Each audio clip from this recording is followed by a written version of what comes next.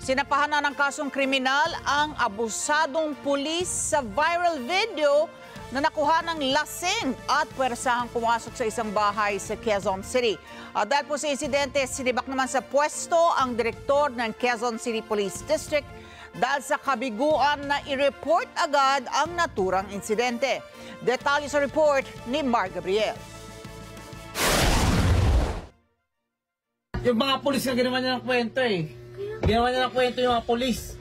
Ang sabi niya sa mga pulis, tinibrihan yung mga adik.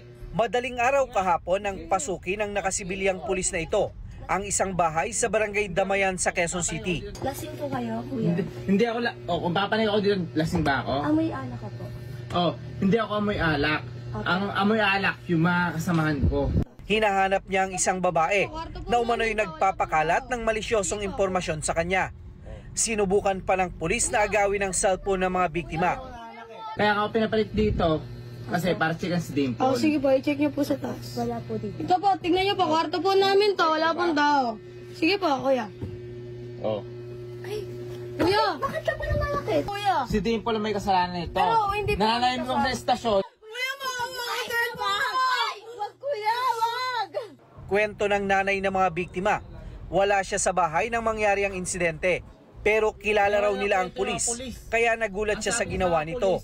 Yung mga bata natakot, unang-una sa lahat, yung takot sa mga matatanda. Kasi po ang nakatira lang po talaga doon, mga senior. Puro lang po kami doon babae sa first, second, and nasaktan po yung bunso ko. Yun nga, di ba, nakita naman po natin sa video na nagpambuno po sila. Nag-agawan po kasi sila sa cellphone. Tapos yung panganay ko, yung ganyan nga din po, nasaktan din po. Pati po yung dalawa pong matanda. Mabilis namang naaresto ng mga tauhan ng Quezon City Police District ang dawit na pulis na nakilalang si Police Staff Sergeant Colonel Jordan Marzan na nakatalaga sa Police Station 2. Agad siyang dinisarmahan at isinailalim sa restrictive custody. Nung in-interview po natin siya, ang explanation lang niya na meron daw nagpapakalat ng text information report na may involvement siya sa drugs, kaya yung nagpapakalat na Dimple, yun ang hinahanap niya. Kaninang umaga, sinampahan na siya ng reklamo sa piskalya.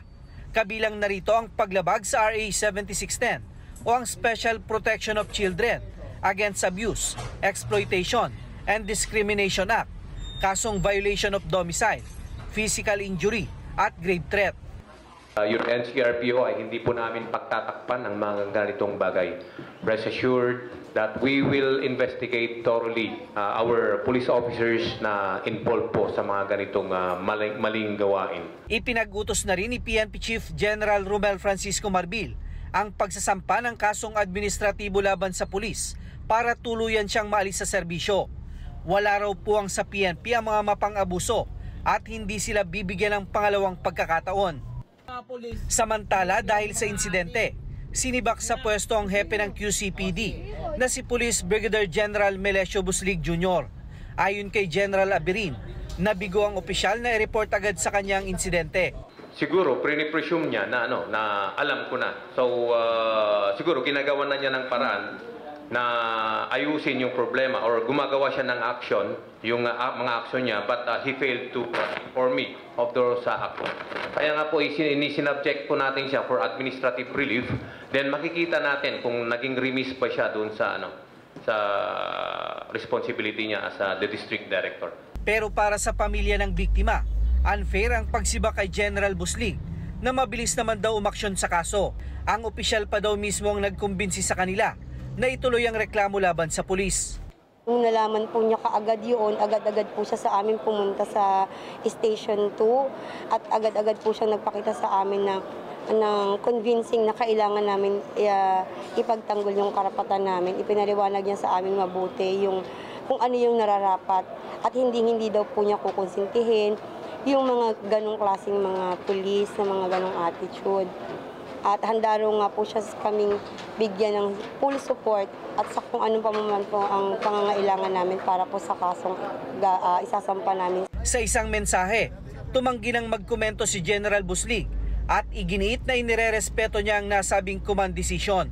Pansamantala namang itinalaga si Police Colonel Glenn Silvio, ang Deputy Director for Administration bilang officer in charge ng QCPD.